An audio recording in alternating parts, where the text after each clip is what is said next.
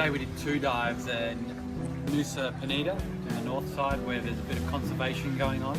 Part of it was to show us some of the local restoration going on, part of the Rubble Stabilisation workshop.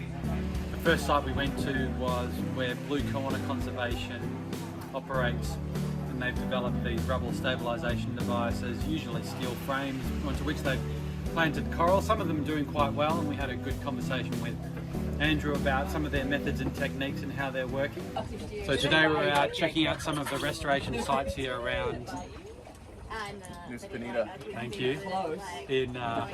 With Andrew from Blue Corner Conservation, who's been hosting the workshop participants.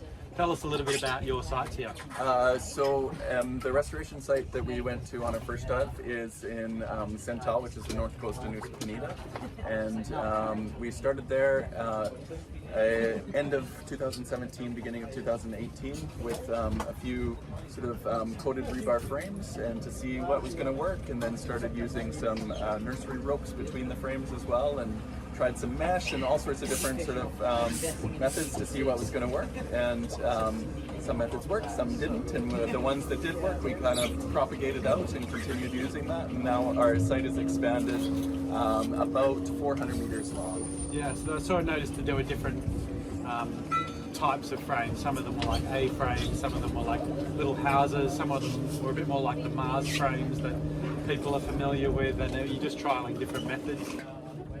Some of the hexagonal shape are really good for the reef flat and the shallower slopes to get the coral growing up above the substrate.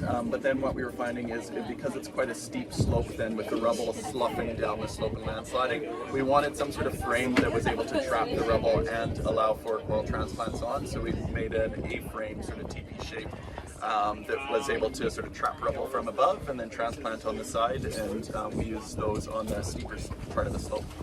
It looked like there was some really good growth there. Obviously a lot of competition with some of the soft corals, but you know, from your perspective, having been here for a number of years, how do you feel it's going? Quite good. Our percent coverage of hard coral is increasing steadily through the years, yeah. And the amount of rubble is definitely decreasing a lot, and I think a lot of it is because we're sort of staggering those structures across the rubble to allow the rubble to pile up, and then once this rubble stops moving, then sponge, soft corals, so all the other substrates start settling onto them. And our idea is not just to transplant coral and focus on hard coral, but also get as many of the other secondary species to settle into the area as well, so we can kickstart the entire ecosystem to come back. And some of us not very familiar with this environment noticed there was a bit of a current down there. Yes. How normal is that? It's very normal, yeah.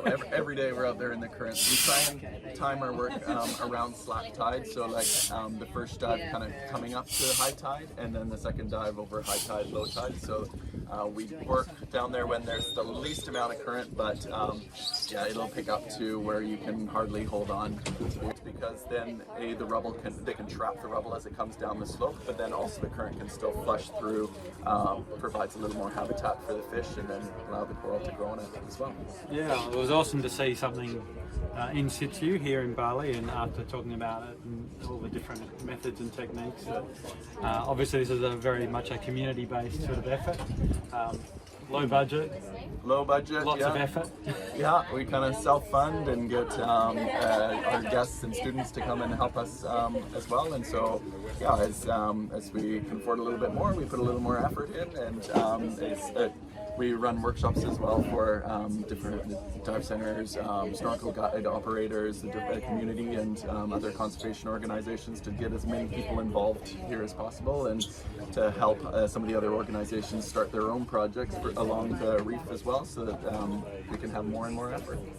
Just finished 2 dives off the north side of Nusa Penida, and I think it was definitely, both of them were in my top 10 dives ever, and the second one was probably my second favorite dive of all time. Really good to see, and definitely gives us something to think about as we develop ideas and methods and techniques and discuss them over the last couple of days of the workshop.